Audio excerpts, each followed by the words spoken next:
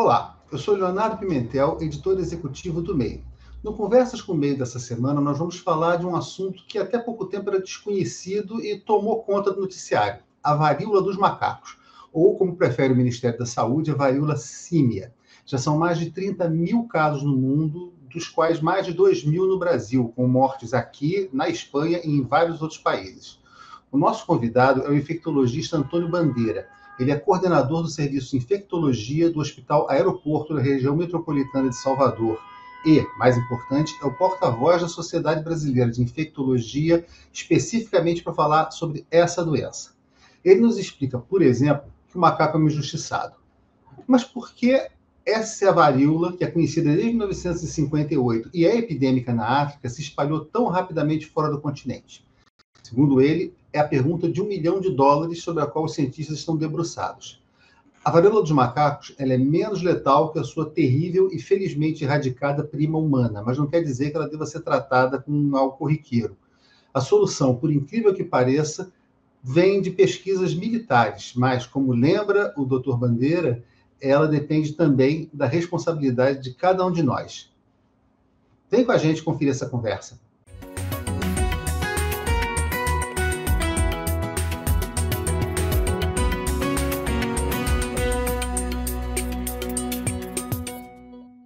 Doutor Antônio, primeiramente, muito obrigado por atender a gente. Acho que no momento em que há tanta dúvida sobre essa doença nova, quando nós estávamos já nos acostumando com a Covid, aparece de uma hora para outra a varíola dos macacos, ou como o Ministério da Saúde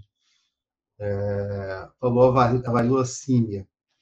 Primeiramente, por que a varíola do macaco? O macaco realmente tem culpa nessa história? Na verdade, o macaco é mais vítima do que culpado. Essa doença teve esse nome de varíola do macaco, né, por conta da descoberta desse vírus que aconteceu em 1958. Na verdade, o que acontecia? Lá no instituto na Dinamarca, chamado Serum Institute, eles estavam pesquisando vacina para pólio. E aí o que acontecia? Eles importavam macacos dessa espécie chamada macaca fasciculares lá de Singapura. Nessa época, Singapura era um exportador de animais e os macacos iam para a Dinamarca nesse momento. Não é? E aí o que aconteceu? Eles perceberam que um dos lotes, né, que chegou lá, esses macacos tinham umas lesões parecendo a varíola humana, né? Eram lesões bem semelhantes. E isso intrigou. Na verdade, imagina, você estava dentro do Instituto de Virologia com macacos que chegavam com uma doença de pele semelhante à varíola humana. E isso aí foi sopa no mel. Eles, então, pegaram e cultivaram, né, essas lesões para ver qual tipo de vírus estava causando. E aí perceberam que esse vírus, do ponto de vista de cultivo, ele era diferente da vacínia, que era o vírus que, inclusive, a gente utilizava para fazer a vacina contra a varíola, e era diferente da varíola humana. Então, eles nomearam esse vírus como o vírus da varíola do macaco. Na verdade, em inglês, monkeypox, né? Porque pox é essa derivação desse tipo de lesão cutânea, né? E monkey porque eles identificaram no macaco. Mas eles, na verdade, não sabiam absolutamente nada desse vírus, da ecologia desse vírus, o que esse vírus, na verdade, se o macaco era reservatório desse vírus, se não era, etc. e tal. Então, na verdade, eles deram um nome e, durante, inclusive, 12 anos, não se associou esse monkeypox a nenhuma doença em humanos, entendeu? Não houve nenhuma associação com doenças em humanos. Só em 1970, quando já a Organização Mundial de Saúde fazia então estudos de vigilância para a varíola humana, né, já no intuito de tentar erradicar a varíola humana do mundo, é que se viu que um percentual relativamente expressivo, 5%, inclusive, dos casos do que se acreditava ser varíola humana, na verdade, era da varíola dos macacos. Então, foi pela primeira vez em 1970 que se relacionou, então, lesões desse tipo ao vírus da varíola dos macacos. Uhum. Agora, é curioso, porque ela veio de macacos de Singapura, mas ela é endêmica na África. Exatamente. É Né? para a gente ver como esses vírus, né, eles, na verdade, circulam em populações silvestres de inúmeras florestas, né? Então, na África, é onde hoje, né, desde 1970, quando foi identificado, e onde permaneceu, inclusive, desde 1980, com a erradicação total da varíola humana, se continuou na África, principalmente nas regiões mais centrais da África, como a República Democrática do Congo, antigo Zaire, sendo o principal foco. Mas você tem outras regiões da África, você tem, por exemplo, você tem na Nigéria, em Serra Leoa, Libéria, etc., casos desse tipo. Foi exatamente onde persistiu.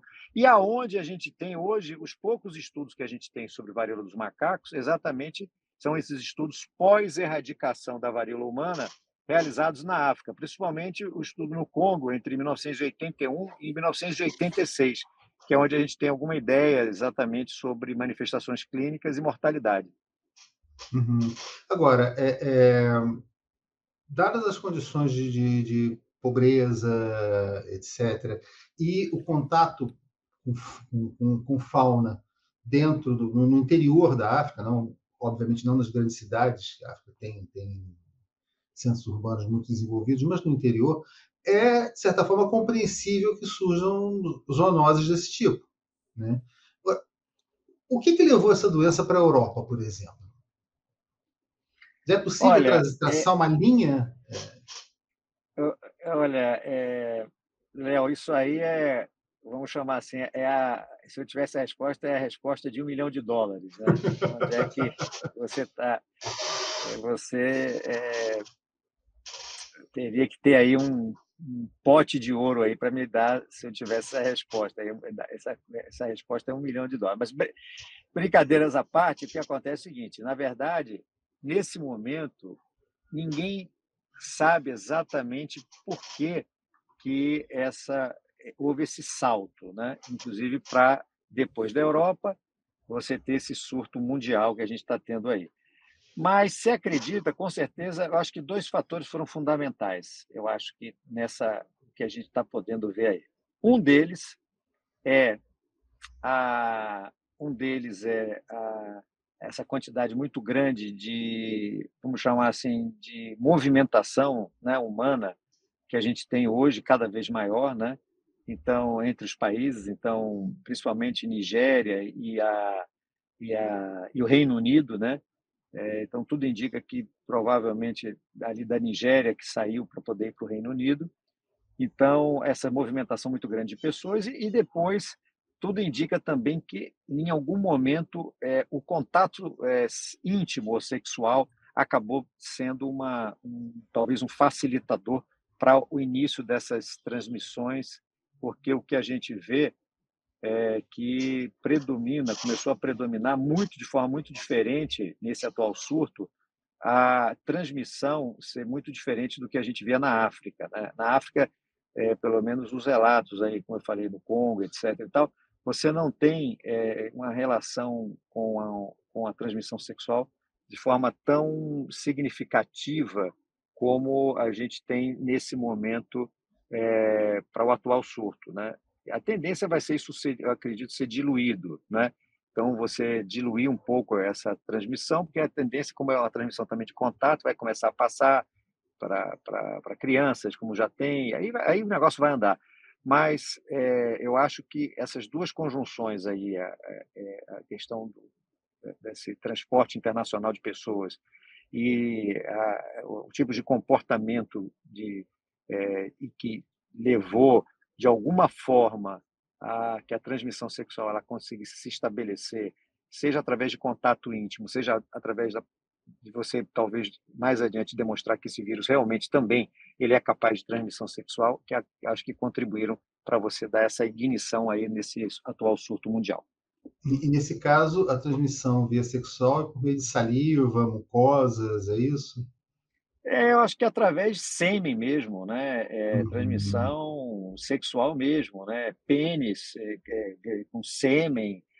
Recentemente teve um trabalho que mostrou que o vírus pode ser isolado do sêmen. Agora, isso não quer dizer que você precisa de mais elementos para Uhum. efetivamente classificar isso como uma infecção sexualmente transmissível, mas talvez tudo indica que sim, né? Até porque as lesões que a gente tem encontrado hoje, no atual surto, muitas dessas têm começado na região genital, né?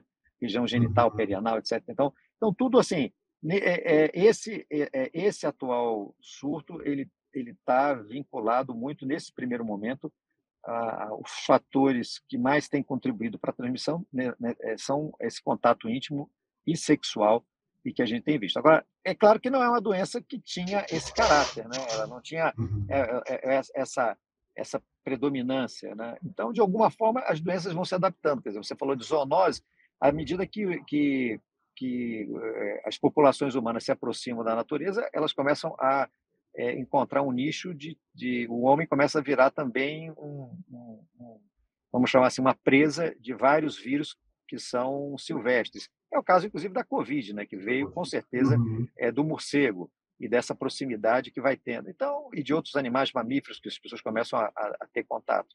E a partir daí você tem um comportamento humano que cada vez mais tem modificado. Então, você vai misturando tudo aí, né, nesse caldeirão aí.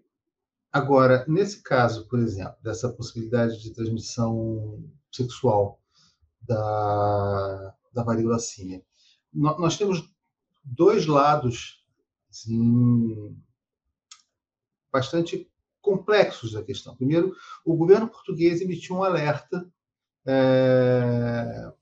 direcionado especificamente para homens homossexuais. Então, de um lado, existe um temor grande de se criar uma estigmatização semelhante ao que aconteceu no início da década de 80, virado dos anos 70 para os 80, com o surgimento da AIDS, a ideia de um câncer gay, de se estigmatizar uma população por conta da doença. Por outro lado, o medo dessa estigmatização pode ter levado a uma demora de resposta das autoridades sanitárias? É, Como o senhor vê esses dois você, lados? você coloca bem, né? Eu acho que é hoje uma questão muito que a gente tem que saber ponderar isso, porque uma coisa é quando a gente trabalha na área da ciência, né? Em que você coloca as coisas de uma forma em que a ciência é que você trabalha com a ciência e não trabalha necessariamente, você não está trabalhando com julgamentos de valor, né? Se eu considero isso uma coisa correta, não correta, e entrar nesse tipo de questionamento. O mundo inteiro ele é muito complexo, né? Você tem hoje as pessoas, homens que fazem sexo com homens, né? E que a gente chama de homossexual, e você tem inclusive hoje cada vez mais semânticas diferentes em relação a isso. Em vários países hoje você tem hoje já uma aceitação muito grande, mas em vários países você não tem aceitação disso, né? Uhum. Você vê os países islâmicos, eles não consideram que isso seja, inclusive, quase que, entre aspas, permitido, né? Se isso é possível você permitir esse tipo de coisa. Mas, então, o mundo inteiro ele é muito complexo, né? Para você. Então, quando uma Organização Mundial de Saúde ela acaba se pronunciando isso, ela tem 193 países com realidades bem diferentes. Países que são altamente já abertos com a questão da sexualidade, que entendem que a sexualidade ela tem que ser compreendida, entendida, aceita e avançam nesse sentido, e outros extremamente retrógrados, né? Então, que tem uma visão quase que medieval dessa coisa. Então, sem dúvida nenhuma, você levantar uma situação dessa em que a transmissão hoje ela é sexual, e quando você olha dentro da transmissão sexual, a transmissão homossexual masculina, ela joga um jogo importante nisso aí hoje, né? Então, você tinha estatísticas iniciais aí da varíola dos macacos, em que até 94% das pessoas que estavam sendo afetadas eram homens que fazem sexo com homens. Então, isso é um percentual muito alto, né? Então, mostrando que, de certa maneira, nesse momento, a transmissão estava se fazendo de forma mais intensa. Então, por um lado, você precisa que a autoridade sanitária ela aborde isso também, até para que aquelas pessoas que estão mais vulneráveis, elas possam estar atentas também. Então, por um lado, eu não posso também negar as coisas, eu não posso deixar de falar nas coisas, entendeu? Ah, não, eu tenho que falar que a varíola dos macacos ela se transmite por contato, pode ser contato, mas como sem também alertar para que determinados comportamentos, determinadas escolhas, determinadas situações que estão ocorrendo na sociedade, elas sejam avisadas. Então, nesse sentido, eu vejo que a autoridade sanitária precisa enfrentar isso. Ela tem que saber falar, mas ela precisa, em algum momento, falar. Ela pode dizer, ela pode não querer citar que é homens que fazem sexo homens. Então, ela vai dizer assim, olha, é transmissão sexual. Então, você, na transmissão sexual, você, homem que faz sexo com homem, homem que faz sexo com mulher, mulheres que fazem sexo com mulheres, vocês estejam atentos, vocês têm que, de alguma forma, estarem atentos para que não é só a questão do uso do preservativo somente, mas também o contato que você tem físico. Então, em algum momento, você tem que, por exemplo, ver se seu parceiro ou parceira tem algum sintoma, tem alguma lesão, e você procure evitar, não tenha Uhum. contato naquele momento com alguém assim. Então, você tem que dar um recado de saúde pública, né? E ao mesmo tempo, falar que isso é uma realidade nesse momento, eu diria até temporária, porque a Uhum. doença ela tem uma transmissão também de contato. Então, a gente já tem crianças, Sim, até aqui no Brasil, contaminadas entendeu? Então, assim, é saber avançar também, ou seja, a própria autoridade sanitária tem que falar nisso, mas tem que dizer o seguinte, olha, na sequência disso, a gente vai esperar que várias populações humanas aqui da sociedade nossa, crianças, pessoas mais velhas, todos que possam ter contato com essas outras pessoas que secundariamente têm um contato com essas outras primeiras, vão começar a ter também, né? uhum. Até porque, diferentemente de uma infecção sexualmente transmissível propriamente dita, dormir abraçadinho pode contaminar, Exatamente. É sabe? nesse sentido também que você expande, né, a situação. Uhum, uhum. Agora, diferentemente, óbvio, todos nós estamos com a Covid na cabeça, e diferentemente da varíola humana propriamente dita, ela é muito menos letal, né? Ela representa um É, risco de morte muito menor e de deformidades, de sequelas muito menor do que a varíola, por exemplo, não? exato, exato. Se a gente olhar até recentemente, no mundo você tinha um óbito aqui no Brasil, 2 óbitos na Espanha, um na Índia e um no Congo, 5 óbitos em mais de 20.000 pessoas no mundo. Então, aí, daí a gente vê a diferença brutal com a Covid, por exemplo, né? É uma Uhum, doença que tem uma letalidade muito baixa, né? Ela, na verdade, é uma doença mais, assim, uma doença contagiosa, e essas lesões, a depender da pessoa, porque tem pessoas que fazem poucas lesões, outras fazem centenas de lesões, ela pode ser um pouco desfigurante, ou seja, deixar umas cicatrizes, mas tirando isso aí, é uma doença relativamente, assim, nesse aspecto, não tem impacto na letalidade. Existem, claro, casos de pessoas que, por exemplo, se você afeta os olhos, né? Então, algumas lesões que são perto dos olhos, elas podem afetar, isso pode comprometer a córnea, pode dar o que a gente chama de uma ceratite, e pode acabar levando a um problema de córnea, que acabe levando uma déficit de visual, e acabar, então, isso levando a vamos chamar assim, uma cegueira parcial. Pode acontecer, é também raro, não é? Então, assim, a gente tem algumas, vamos chamar, as sequelas são raras também, também não tem esse impacto como a gente viu na Covid. uhum. Agora, o senhor falou, por exemplo, do grande movimento de pessoas que nós temos no mundo hoje. A Covid talvez seja o melhor exemplo disso, de como ela se espalhou pelo planeta inteiro. Pelo planeta inteiro. As autoridades sanitárias não, digamos assim, aprenderam nada com a Covid para que uma doença Olha, pudesse se espalhar tão rapidamente também, uma doença que era restrita a regiões de um continente.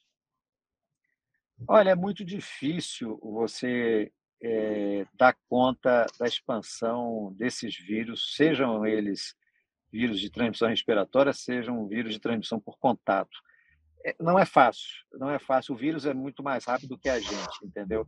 E é muito mais fácil do que a gente trabalhar ainda mais assim, você trabalhar com grandes populações, como a gente tem hoje, com a complexidade gigantesca entre as nações, a interação, como a gente estava acabando de falar aqui agora, da parte da mobilidade entre as pessoas, as viagens internacionais, a questão do comércio internacional gigantesco, tudo isso não é fácil. E, assim, e a gente ainda tem uma situação que, assim, muitas vezes o administrador sanitário, aquela pessoa que está ali na cabeça da coisa, ela não tem, muitas vezes,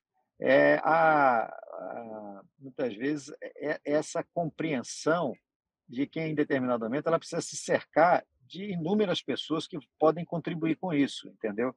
Então, infelizmente, a gente tem isso, essa, vamos chamar assim, essa clássica síndrome do poder, né? Vamos falar bem claro.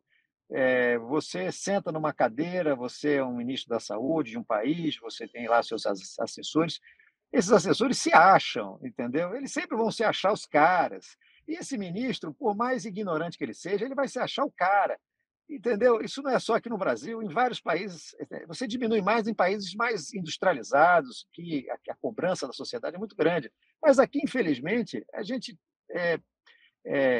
a gente tem, por exemplo, o nosso Ministério da Saúde, em alguns momentos, ao longo dessa história de que eu me lembro, teve momentos ótimos em algumas áreas, teve momentos péssimos, teve momentos mais ou menos.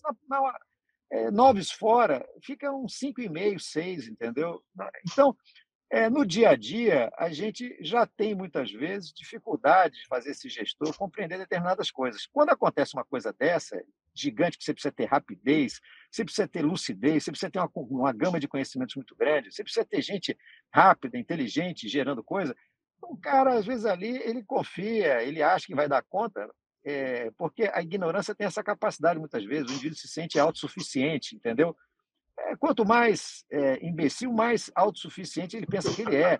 E aí, essa é a questão no fundamento das coisas, entendeu? Então, você teria que ter gente mais brilhante para ser mais humilde, porque quanto mais brilhante o cara acaba sendo, mais capaz, ele é humilde.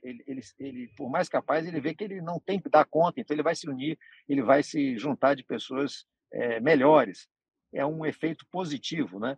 Eu tive em Singapura alguns anos atrás e fiquei impressionado, porque assim, eu estava junto com uma pessoa de lá e ele falou o seguinte: olha, aqui a gente tem os ministros, os caras são escolhidos aqui pela capacidade, é uma espécie de meritocracia. E, assim, se busca é, as pessoas melhores capacitadas. E não é à toa, um país que teve independência no final da década de 60 é uma potência hoje. É, é, é, chega a ser impressionante você imaginar que um país que teve a independência no final da década de 60, de 1960, eu estou falando, né? Porque não, alguém pensa que é Uhum. 1660, é 1960. É um 1960. país que tem, aí 50 anos mais ou menos de independência e é um gigante, dá show no Brasil. O Brasil infelizmente, acaba sendo um país ridículo frente ao que é Singapura em termos de desenvolvimento. Lá você tem a John Hopkins, tem uma série de universidades americanas. Lá o cara se forma e ele consegue exercer a medicina, por exemplo, na minha área, nos Estados Unidos, na Inglaterra, automaticamente, porque ele faz provas para os dois países. Então, assim, por quê? Porque realmente você vê que é um país que a meritocracia é colocada, entendeu? Você não tem corrupção níveis baixíssimos. Então, é isso que faz avançar. Nós temos aí, olha, comemorando 200 anos de independência, né? Temos muito mais do que eles, e não chegamos aos pés, ainda estamos engateando. Por quê? Porque esse é o problema. A gente não tem gente capacitada no Brasil? Tem. Entendeu? Agora falta isso, ter meritocracia mesmo, e não acordões o tempo todo que a gente tem, colocando os amigos dentro para ser ministro da saúde, para ser ministro de educação. O país que a gente tem, reflete exatamente isso, entendeu?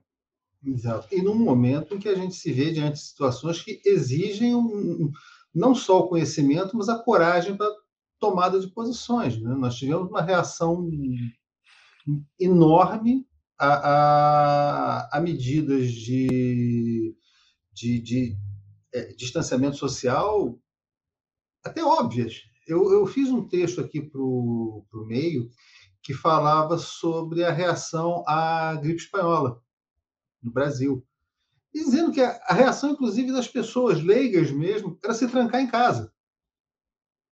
Sabe? Era fazer a quarentena e esperar a quarentena, a doença passar. digamos assim. E aqui nós temos uma reação muito forte a isso em setores da sociedade. Aliás, um caso, por exemplo, como São Paulo, que concentra os casos de varíola dos macacos, pode ser necessário alguma medida de controle, alguma medida de contenção, volta do uso de máscaras, alguma coisa que proteja as pessoas? Tipo, como o senhor lembrou bem, agora está chegando em crianças, se eu não me engano, posso estar enganado, mas se eu não me engano, na África a mortalidade é muito concentrada em crianças, né, pela varíola do Exato. macaco. Mas aí, sabe, Léo, a questão é que na África, os estudos do Congo foram feitos entre 1981 e 86. A mortalidade lá em crianças foi de 10%. Mas é muito complicado a gente extrapolar isso. Primeiro, porque primeiro você.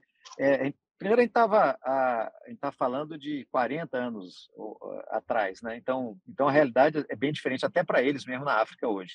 Segundo, assim, tinha também nessas regiões muita subnutrição, muita desnutrição envolvida também com essas crianças. Então, isso é outro complicador para a gente poder efetivamente saber se nas nossas crianças vai ser essa mortalidade, né?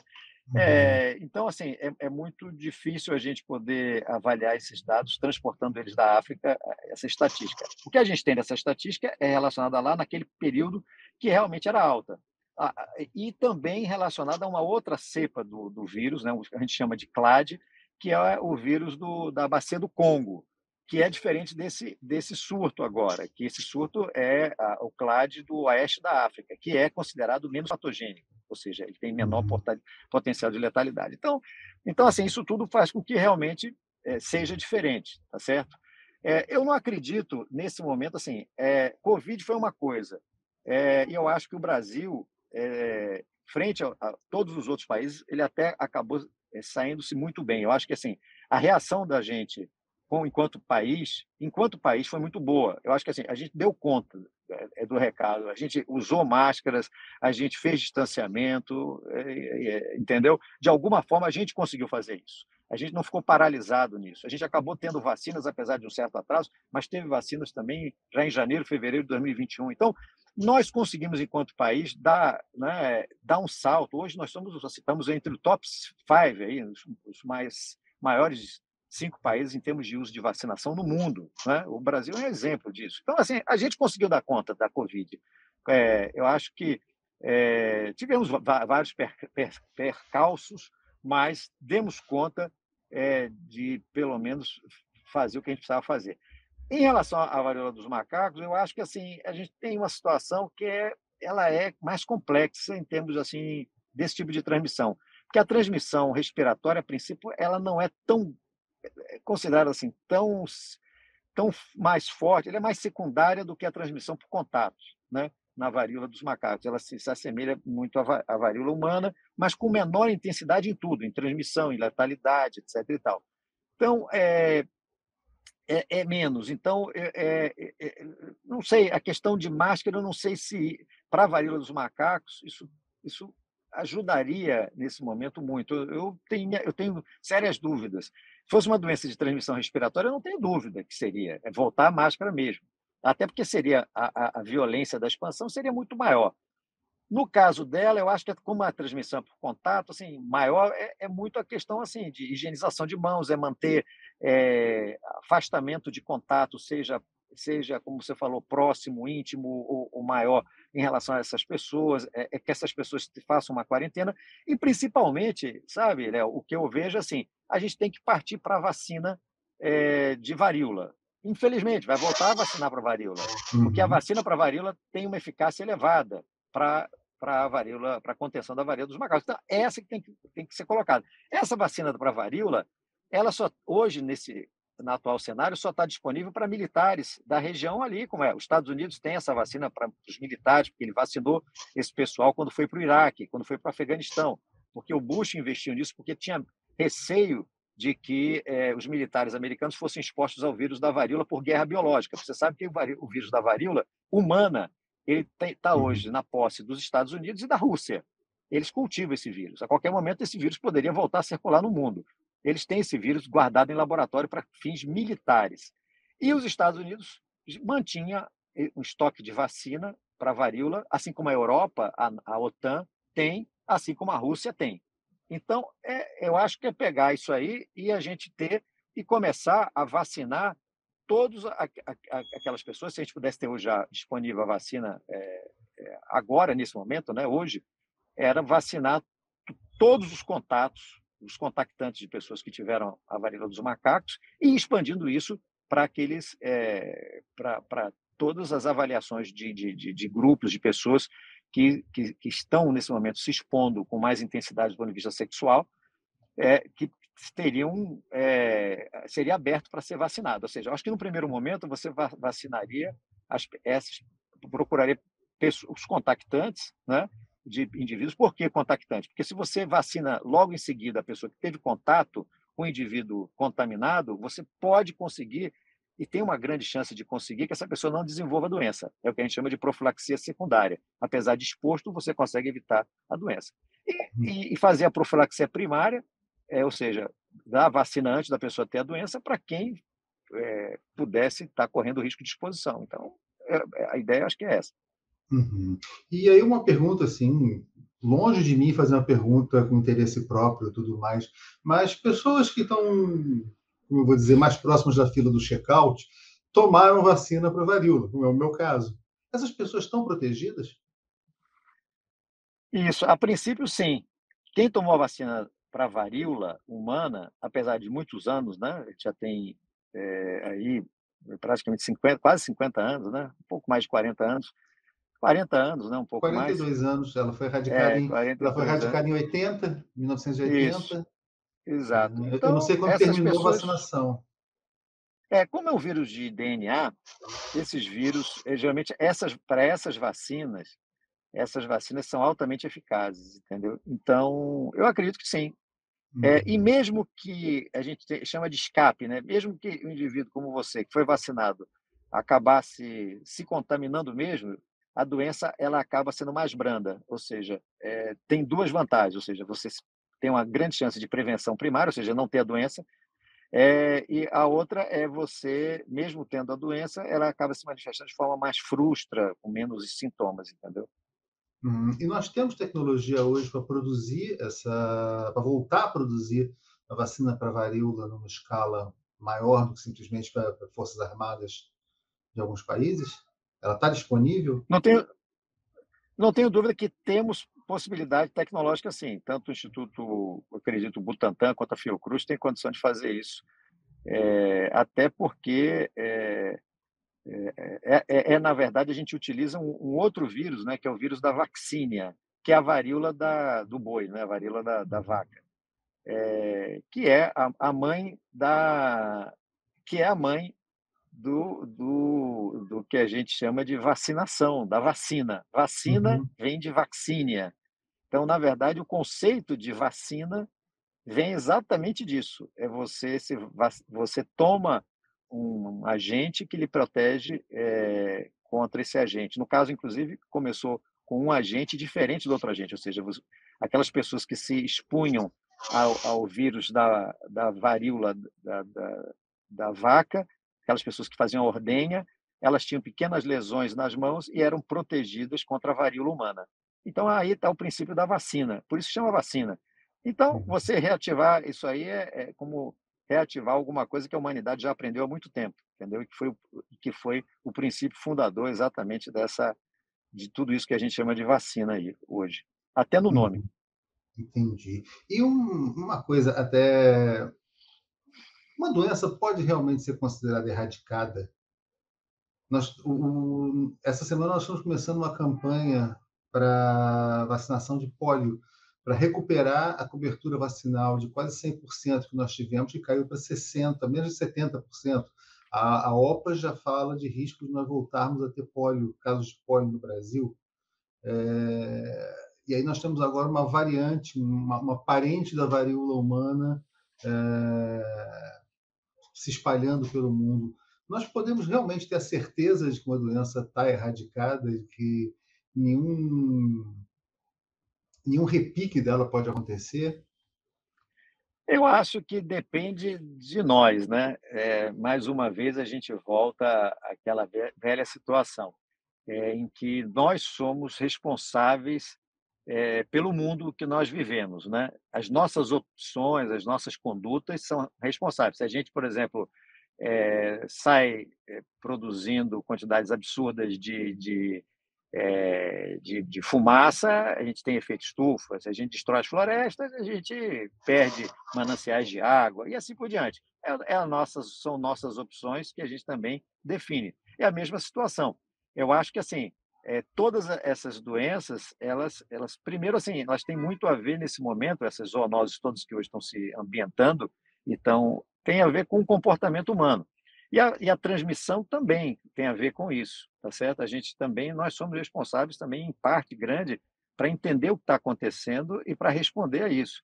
Então, assim, eu acho que, por um lado, a ciência, ela hoje está num patamar esplendidamente maravilhoso para responder até às nossas necessidades, mas é importante que a gente entenda que nós, cada um de nós, apesar de ser um átomo aí no meio de não sei quantos bilhões de pessoas, mas o nosso comportamento enquanto comportamento de grupo, ele influencia diretamente as doenças.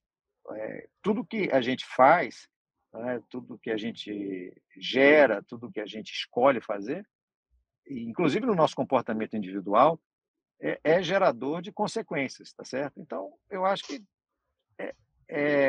vamos colocar assim, é um equilíbrio entre as grandes e macro, é,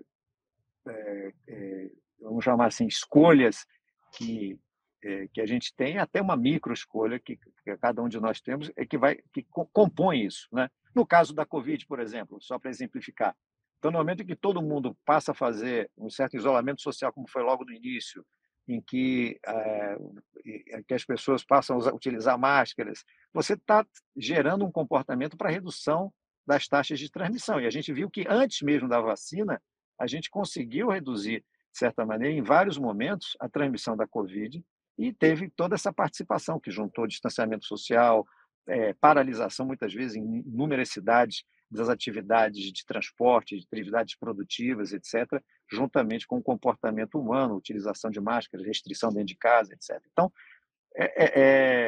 a gente, na verdade, nós fazemos parte do elo de cada coisa. Então, é por isso que a gente precisa entender como as coisas funcionam para que a gente possa, cada um de nós também, contribuir. Não adianta você ter um comportamento humano que se distancia. Assim, o meu comportamento ele pode ser assim, porque o resto é que se vire e faça. Não, o meu comportamento humano está intimamente ligado a essa cadeia toda do que eu faço, porque o meu comportamento ele influencia diversas pessoas. O meu comportamento influencia os meus amigos, influencia você que está me ouvindo, influencia meus filhos. Então, o nosso comportamento é diretamente, vamos chamar assim, ele é o grande impulsionador não só das nossas escolhas, como do que a gente quer para a sociedade que a gente vive. Uhum. Então, a impressão que dá é que muitas vezes, pelo menos uma parte da sociedade perdeu essa noção desse caráter simbiótico do ser humano. Exato, exato, exatamente. Eu acho que falta muitas vezes você entender que a gente que não é assim, né? Não é o outro que vai fazer pela gente, é nós que temos que fazer, né? Uhum. Nós somos a base, inclusive, de um exemplo. É o que eu sempre digo. A gente pensa assim, porque às vezes uma pessoa é capaz de mudar o mundo. É assim, se você consegue que aquela pessoa mobilize as outras e transforme o comportamento dos outros, você muda o mundo.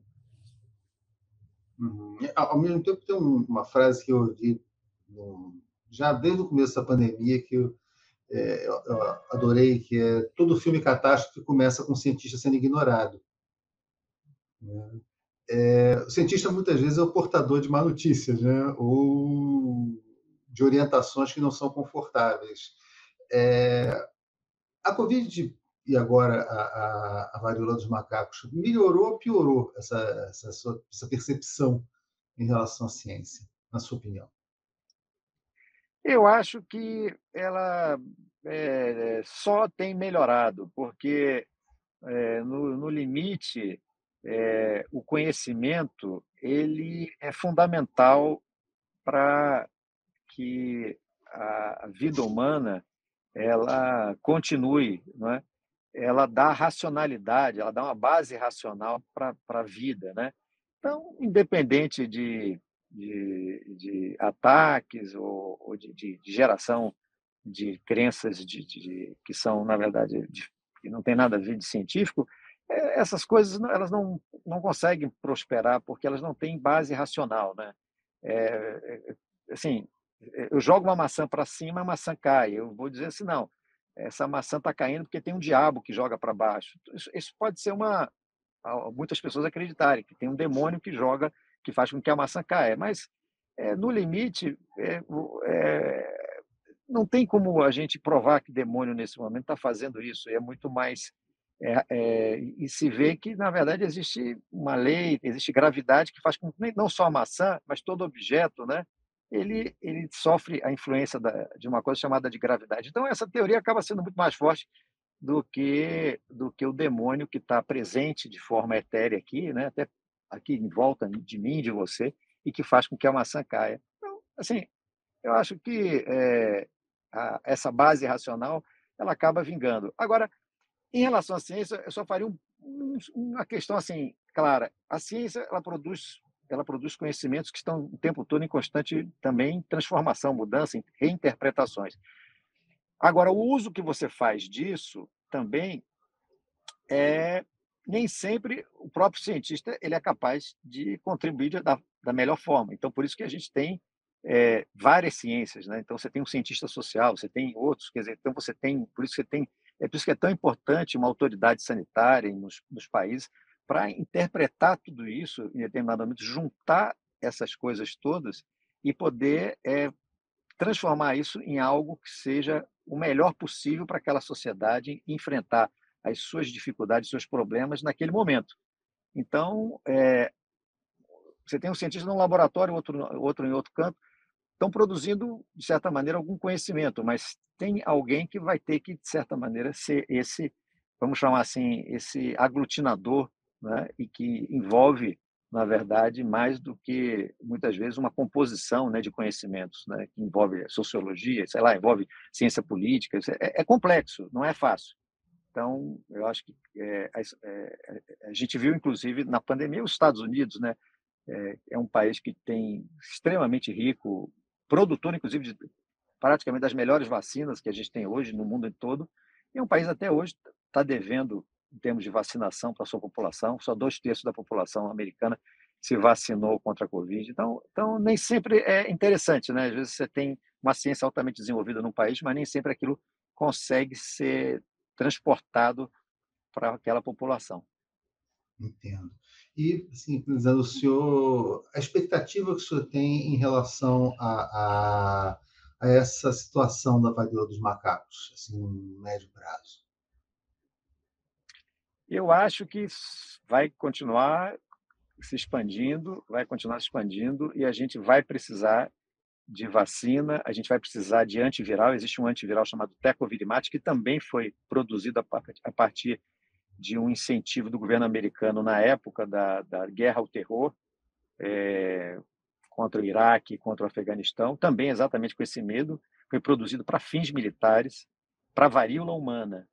E essa medicação ela é eficaz contra a varíola dos macacos. E é uma medicação para ser feita, não é para ser feita somente quando o indivíduo está grave, né? É para ser feita em qualquer situação. O indivíduo com a varíola dos macacos ele poderia utilizar, apesar de não ter sido desenvolvida para isso. Foi desenvolvida para a varíola humana, né?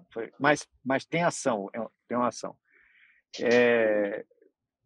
A gente espera que o Ministério da Saúde, infelizmente, é uma medicação produzida nos Estados Unidos por um laboratório americano e que é ligada à área militar. Então, a própria OMS tem certas restrições de receber esse material. A gente não tem conseguido trazer isso do ponto de vista, vamos chamar assim, individual, privado, aqui para dentro do Brasil. O governo brasileiro, junto ao Ministério da Saúde, tem negociado aí com a Organização Mundial de Saúde de receber essa medicação, e inicialmente vai ser para os casos graves, porque vai ter pouco, então, de certa maneira, está até correto, assim, porque você tem pouco e vai utilizar, e não tem, se você começar a utilizar de forma rápida, aquilo esgota rapidamente, mas, de certa maneira, não é nem... A gente teria que começar a investir. Então, isso mostra só que assim, o quanto é importante, você vê, né, os Estados Unidos investiram nisso aí por conta da guerra ao terror, pensando nos militares, pensando que os caras iam usar a varíola, o vírus da varíola humana, para matar militar americano. E aí fizeram um negócio desse. Jamais imaginariam que um negócio desse ia ser tão necessário 20 anos depois, com a varíola dos macacos. Para mostrar que o investimento na ciência e na tecnologia é fundamental, é isso que dá a diferença dos países, entendeu? É isso que faz com que os países. Então, se você não pensa com antecedência, se você diz assim, não, eu vou investir num negócio desse, e você precisa fazer que as pessoas entendam que a área da ciência ela não é uma área linear, tipo assim, os governos precisam financiar somente as doenças que estão nesse momento acontecendo, né? Citar só um exemplo assim, não é só dengue, chikungunya, não é e Covid. Eu preciso ter investimentos em uma série de outras coisas, em parque de ciência e de tecnologia, e sair desenvolvendo para muita coisa, porque em determinado momento, aquilo que você tinha me perguntado um pouco antes, as novas doenças a gente não tem como prever, não tem a gripe aviária parecia que ia detonar o mundo em 2005, e não foi, né? Mas veio a Covid que ninguém imaginava em 2019, no final de 2019. Então, é para isso que você precisa ter versatilidade, ter, muitas vezes, investimento em algo que parece, a princípio, fútil, né? Imagina, uma medicação para a varíola humana, quando a varíola está extinta. Isso parece coisa de maluco, né? Você imaginar que teve investimento nisso. Mas é a única droga que, nesse momento, hoje, tem alguma ação contra aí o vírus da varíola dos macacos. Não existe ciência inútil, existe ciência que pode não estar sendo usada nesse momento, né? Exatamente. Toda ciência, todo investimento é fundamental. Doutor Antônio Bandeira, muito obrigado. Né? Agradeço ao senhor pelo seu tempo, pelo seu conhecimento, as informações que o senhor passou para nós e para o nosso público, e despeço o senhor na esperança de que a gente se livre de mais essa pelo nosso caminho. Né? Muito obrigado. Tá certo. Vamos sim. Obrigado. Obrigado a vocês, e a gente está disponível para quando precisar, estamos aí, tá certo? Tá ótimo.